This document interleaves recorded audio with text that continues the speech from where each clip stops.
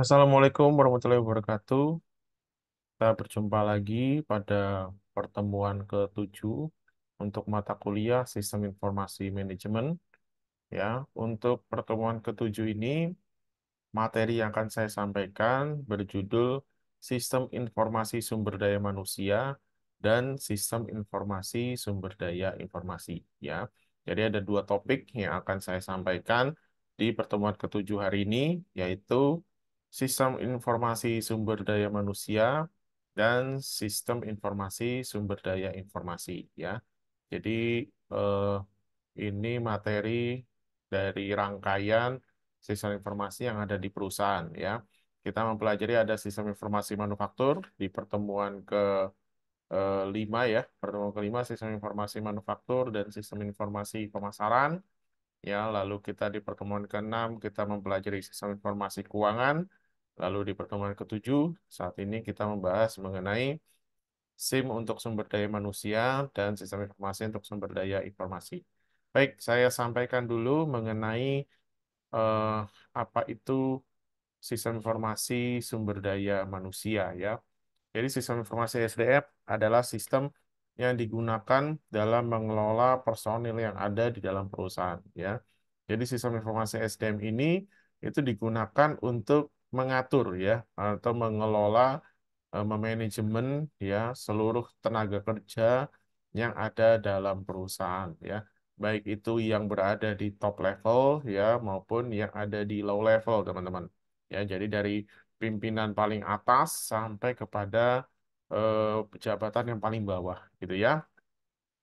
Nah, lalu fungsi SDM itu sendiri ya teman-teman mungkin sudah mengetahui ya bahwa fungsi SDM adalah organisasi atau divisi dalam perusahaan yang memiliki tanggung jawab untuk berbagai aktivitas yang berhubungan dengan SDM. Ya, jadi sistem informasi SDM itu membantu ya, membantu orang-orang yang bertanggung jawab, orang-orang yang berada dalam divisi SDM dalam melakukan kegiatannya. Ya, nah ini ada beberapa kegiatan utama yang ada dalam SDM, di mana sistem informasi itu akan mendukung seluruh kegiatan utama SDM ini, yaitu yang berkaitan dengan perekrutan dan penerimaan karyawan, ya. Lalu untuk pengembangan karyawan berupa pendidikan dan pelatihan, ya, manajemen data, ya, data karyawan kan harus termanajemen dengan baik, terkelola dengan baik, terarsip dengan baik, gitu ya. Apa saja data manajemen yang ada dalam SDM itu mungkin seperti jabatan ya, lalu kinerjanya ya, laporan kinerja ya, eh, apa namanya, em, lamanya karyawan berada di perusahaan gitu ya. Lalu kegiatan utama lainnya yang didukung oleh sistem informasi adalah berkaitan dengan penghentian dan administrasi tunjangan ya. Ini harus terdata dengan baik, teman-teman. Ya, kalau dengan manual, wah sangat riskan sekali untuk terjadi kekeliruan ya. Apalagi jumlah tenaga kerjanya itu ribuan ya. Nah, seperti di pabrik itu kan tenaga kerjanya banyak, teman-teman. Ya, kalau tidak ada sistem yang mendukungnya, ya kemungkinan mungkin akan terjadi kesalahan administrasi. Ya. Nah, seperti biasa ya, kita pasti membahas mengenai model sistem informasi dari sumber daya manusia, ya. Di mana kalau teman-teman lihat di sini, ya, subsistem input dari sistem informasi SDM itu ada dua sumber, ya, sumber internal dan sumber eksternal, ya. Sumber internal itu yang ada dalam sistem input informasi SDM itu ada subsistem informasi akuntansi dan subsistem penelitian SDM. Sedangkan untuk subsistem intelijen SDM itu untuk sumber eksternalnya, ya. Nah, kalau kita lihat di sini, subsistem informasi akuntansi yang menjadi input dalam pengelolaan SDM adalah data personil dan data keuangan, ya. Data personil ya berarti data-data mengenai eh, data diri karyawan, data pribadi karyawan, gitu ya. Lalu data keuangan adalah tunjangan yang mereka akan terima nantinya, atau besaran gaji yang akan diterima oleh para karyawan, gitu ya. Lalu, subsistem penelitian SDM ini mengumpulkan data melalui proyek penelitian khusus berupa penelitian suksesi, ya, analisis dan evaluasi jabatan, serta penelitian mengenai keluhan, ya, keluhan dari karyawan, ya, kritik dan saran dari karyawan terhadap perusahaan, ya. Sedangkan subsistem intelijen SDM ini sumber eksternal itu mengumpulkan data yang berhubungan dengan SDM dari lingkungan luar perusahaan, ya, misalkan ijazah, ya, lalu apa namanya, selain ijazah mungkin pernah bekerja di mana, surat rekomendasi kerja, gitu ya, dan lain sebagainya. Ini subsistem input sistem informasi SDM. Lalu database-nya setelah di-input dari beberapa data tersebut, ya, akhirnya terbentuk menjadi sebuah basis data yang berupa data pegawai dan data non pegawai. Kalau data pegawai berisi data yang berhubungan dengan data pribadi pegawai yang ada di perusahaan. Kalau data non pegawai berarti data non pegawai dalam database perusahaan seperti data agen kerja, ya, akademi, universitas, serikat pekerja dan pemerintah. Nah, database tersebut itu berguna untuk mengolah data kepegawaian sehingga menjadi seperti ini, teman-teman, ya. Kurang lebih, ya, data yang terdapat pada sistem informasi kepegawaian itu adalah data induk, ya. Ini mengenai identitas pegawai, ya, memuat nomor induk pegawai, nama, alamat, tempat, tanggal lahir, agama, dan lain sebagainya. Ini data pribadi si pegawai, ya, atau karyawan. Data riwayat kepegawaian bisa berupa data kenaikan jabatan, data prestasi kerja, data pensiun, data cuti, mutasi, dan lain sebagainya. Sedangkan data berikutnya, data pendidikan, keluarga, dan lain-lain, ya. Jadi di sini latar belakang pendidikan, ya, lalu keluarga, tanggungan, ini kan digunakan, data ini digunakan untuk menghitung PPh nantinya, ya, untuk menghitung PTKP-nya, ya, untuk menghitung PTKP-nya akan diperlukan data ini nih, keluarga, ya. Jadi si karyawan ini menanggung berapa orang, gitu ya, istri, satu istri dan berapa anak, ya kan gitu, ya. Lalu outputnya berupa data pribadi, data pegawai yang akan naik jabatan, data pegawai yang akan pensiun, ya. Kita lihat di sini salah satu contoh aplikasi dari sistem informasi kepegawaian adalah e-kepegawaian, ya. Di sini bisa digunakan untuk mengelola data pengajuan cuti, ya, mutasi pegawai, perjalanan dinas, ya.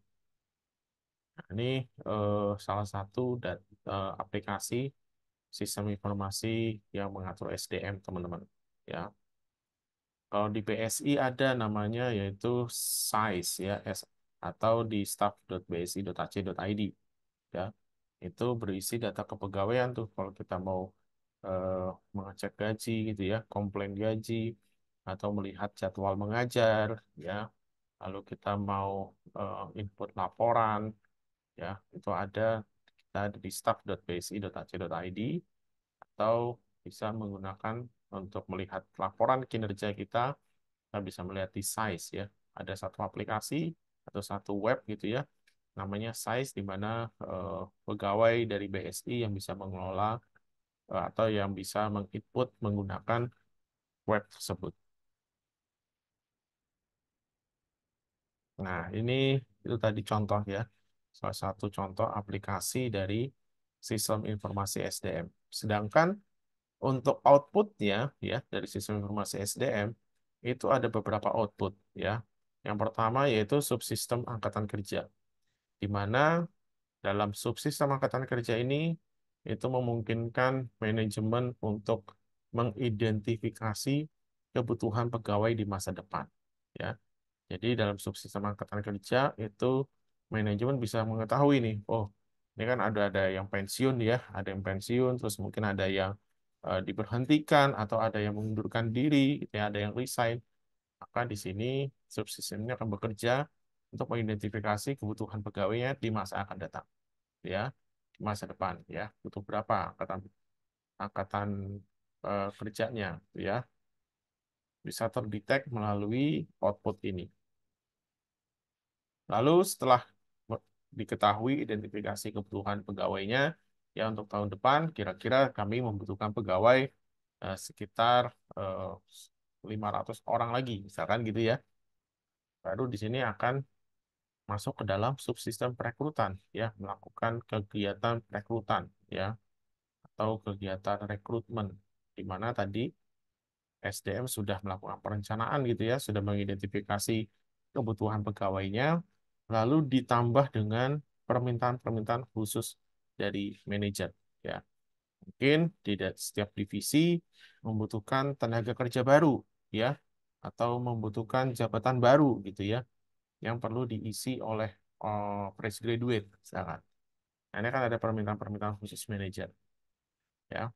Setelah dari dua ini ya, dari perencanaan SDM, dari identifikasi kebutuhan pegawai dan permintaan khusus manajer, baru membuat lowongan, ya, lowongan pekerjaan yang tersedia, ya.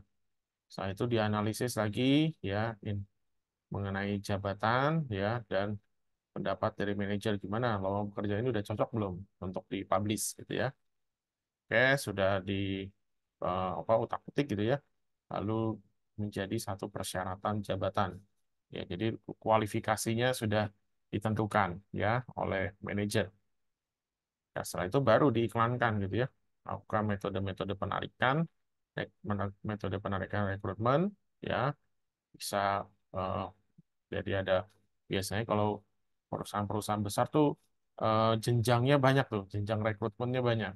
Yang pertama tes, gitu. Tes pertama adalah tes eh, psikotes dulu misalkan ya. Psikotes, lalu setelah lulus psikotes, wawancara, wawancara SDM, ya. Setelah wawancara SDM, masuk lagi misalkan FGD, focus group discussion. Setelah FGD masuk ke wawancara user, ya.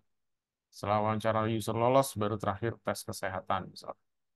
Ya, baru itu metode-metode penarikan yang digunakan tuh, ya, untuk menyaring karyawannya sehingga sampai sesuai dengan kebutuhannya, ya. Dan itu adalah pelamar-pelamar atau calon-calon karyawan yang sesuai dengan standar perusahaan, ya, yang memuaskan, ya. Ini subsistem perekrutan, teman-teman. Setelah itu subsistem manajemen angkatan kerja, ya, di mana dalam subsistem ini menggunakan aplikasi untuk mengetahui usaha pengembangan angkatan kerja yang sudah dilakukan, ya.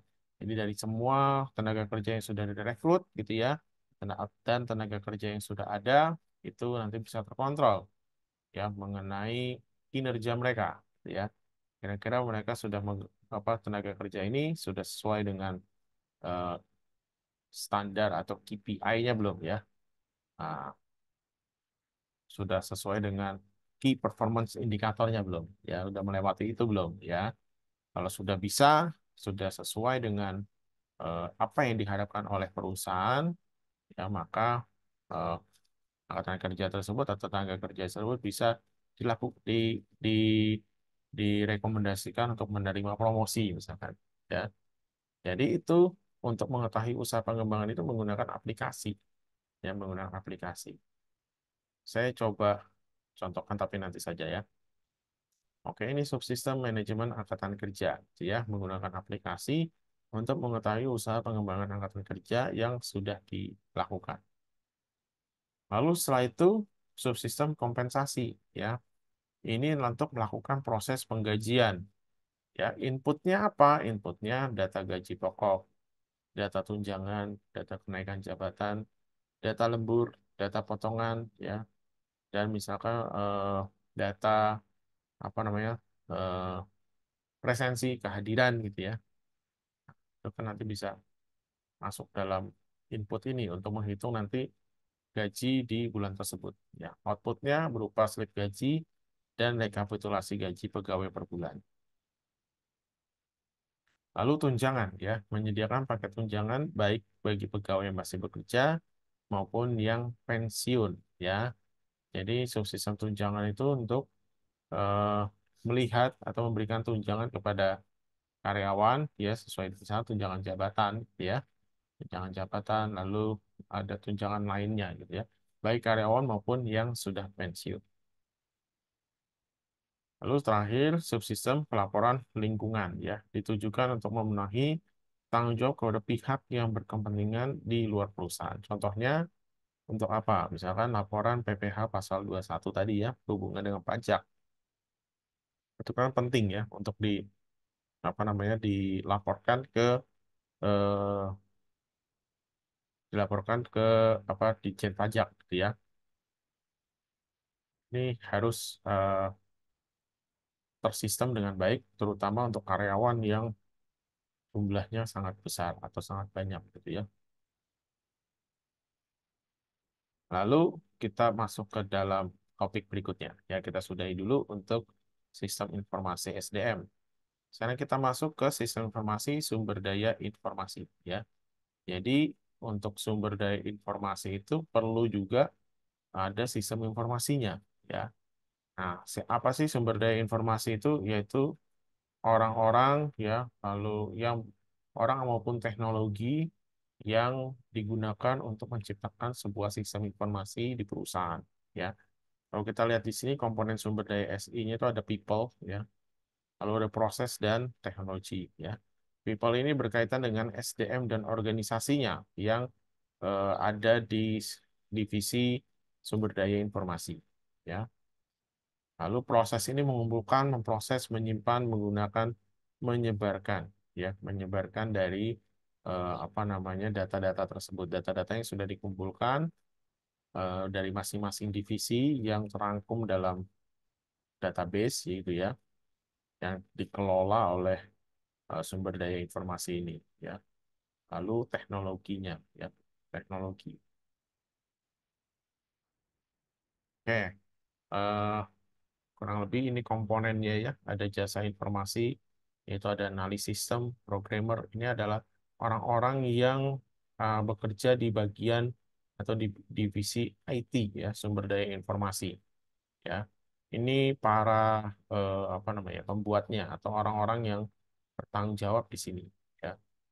Lalu sumber daya informasi perusahaan itu meliputi hardware, software, dan para spesialis informasi, user ya, fasilitas, database, dan informasi. Ya. Sistem yang menyediakan informasi mengenai sumber daya informasi perusahaan pada para pemakai di seluruh perusahaan. Itu adalah sistem informasi sumber daya informasi. Sistem yang menyediakan informasi mengenai IT perusahaan pada para pemakai di seluruh divisi perusahaan. Ya. Dan orang yang bertanggung jawab terhadap unit jasa informasi ini, terhadap unit sumber daya informasi ini dikenal dengan istilah CIO atau Chief Information Officer. Ya, ini manajer IT-nya, kurang lebih seperti itu ya. Tugasnya apa CIO itu ya? Berkontribusi pada perencanaan strategis perusahaan dan jasa informasi. Ya, sumber kepemimpinan utama dalam mencapai dan memelihara kualitas informasi, menjaga keamanan sumber daya informasi, ya, jadi tugasnya lumayan banyak nih ya. Memelihara kualitas informasi satu. Kedua, dia menjaga keamanan sumber daya informasi. Ya, jangan sampai data-data yang ada dari perusahaan itu bisa bocor, ya, karena dia harus menjaga keamanan sumber daya informasi atau jangan sampai ke hack, terutama data-data keuangan, ya. Lalu dia tiga merencanakan keadaan tak terduga dan menjaga merencanakan keadaan tak terduga, ya, dan menjaga biaya sumber daya informasi tetap terkendali, ya. Misalkan perencanaan keadaan tak terduga ini misalkan server down, misalkan gitu ya. Apa yang harus dilakukan? Nah, dia sudah harus merencanakan kegiatan keadaan-keadaan yang tidak terduga seperti itu gitu ya. Apa backupnya? Harus seperti apa ya?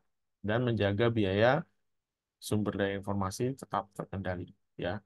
Fungsinya dia juga menjaga biaya. Ya, jadi ada eh, 4 komponen utama dari CIO, 4 tugas utama, yaitu memelihara kualitas informasi, menjaga keamanan sumber daya informasi, merencanakan keadaan tak terduga, dan menjaga biaya sumber daya informasi itu tetap terkendali, ya tidak over budget gitu ya. Keamanan sistem itu mengacu pada perlindungan terhadap semua sumber daya informasi perusahaan dari ancaman oleh pihak-pihak yang tidak berwenang, ya. Jadi ini salah satu tugas CIO, menjaga perlindungan sumber daya informasi dari ancaman pihak-pihak yang tidak berwenang. Tujuan keamanannya adalah kerahasiaan kerahasiaan data perusahaan, ya.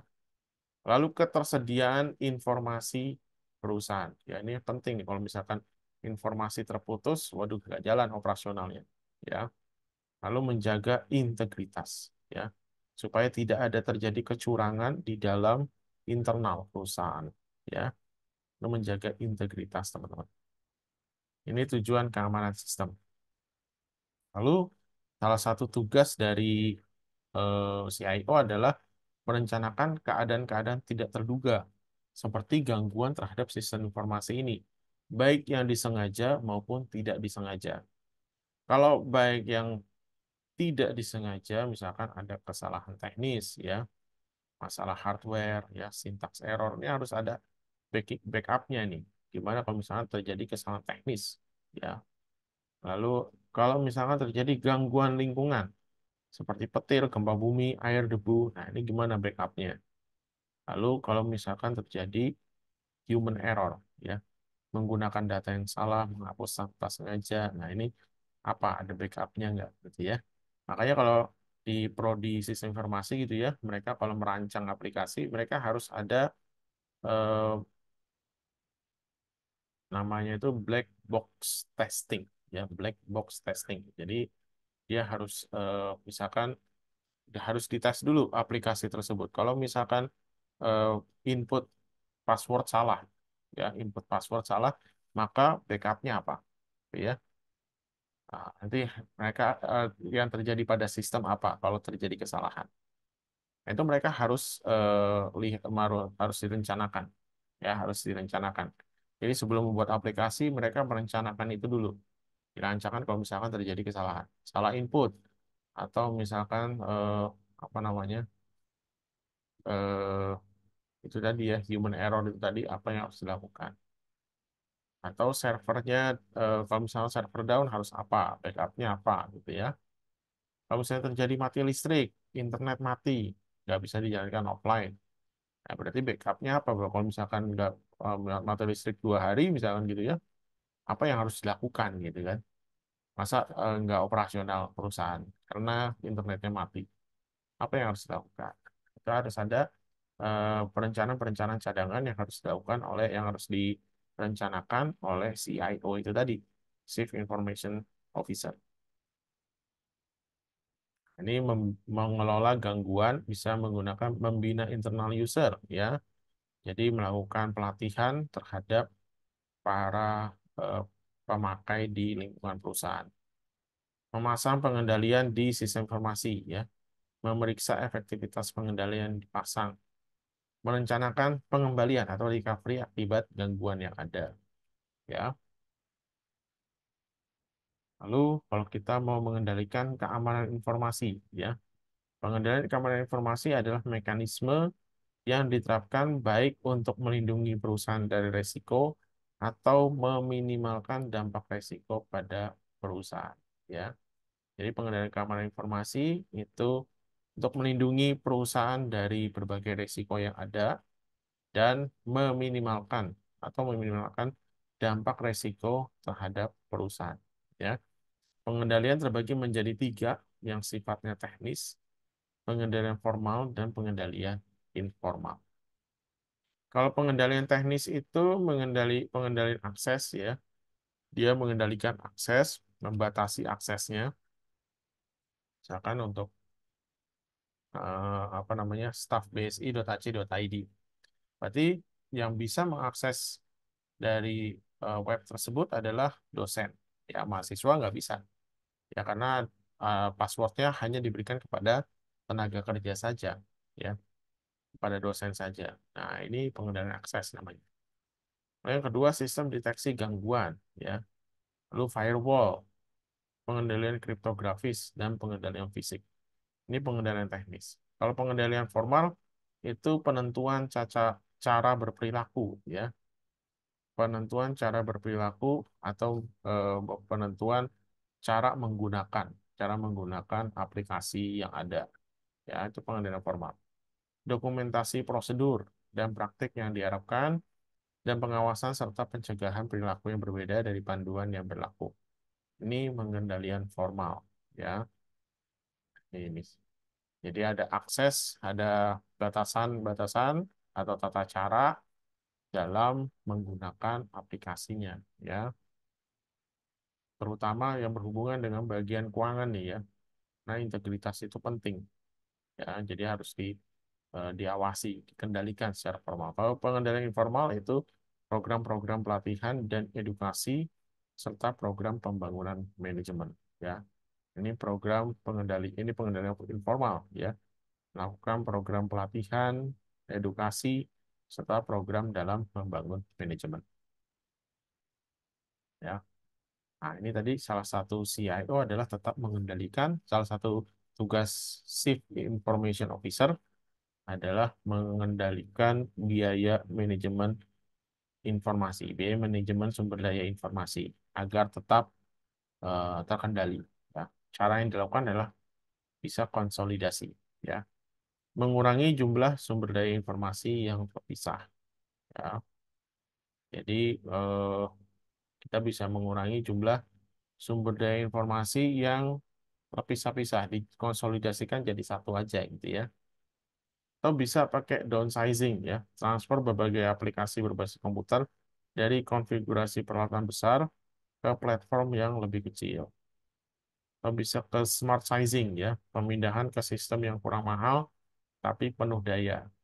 Nah, tapi ada juga yang bisa menggunakan outsourcing ya, mengkontrakkan keluar semua atau sebagian operasi komputer perusahaan kepada organisasi jasa di luar perusahaan ya.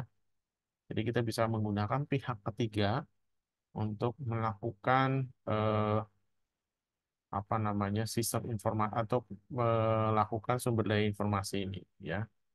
Kita pakai organisasi jasa di luar perusahaan, jasa IT gitu ya, yang bisa membuat membuat aplikasi gitu ya, membuat aplikasi, memaintainnya untuk perusahaan ya. Kebanyakan perusahaan pakai yang outsourcing ini teman-teman ya.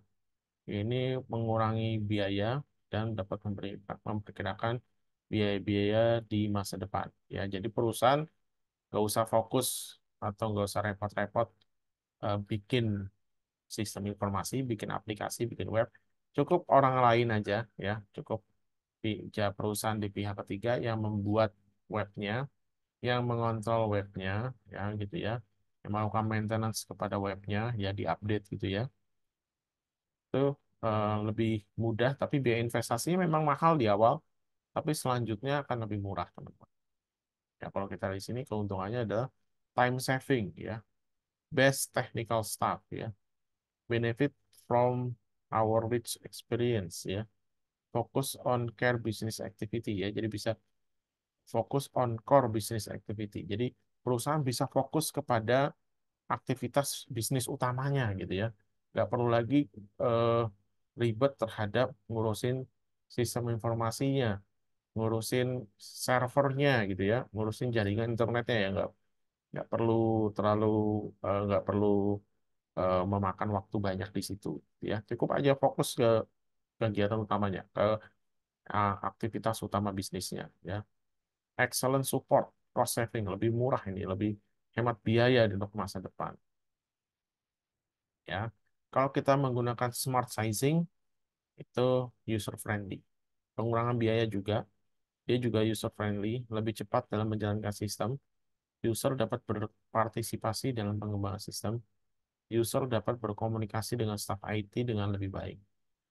Ya, terserah teman-teman mau pilih yang mana, perusahaan mau pilih yang mana, ya. Kalau dia nggak mau direbetin pakai outsourcing, tapi kalau dia mau bikin divisi sendiri, monggo-monggo aja menggunakannya smart sizing ini. Ya, baik itu saja yang bisa saya sampaikan teman-teman mengenai sistem informasi sumber daya manusia dan sistem informasi sumber daya informasi. Ya, oke, saya cukupkan pertemuan kita hari ini. Sampai jumpa lagi di pertemuan selanjutnya.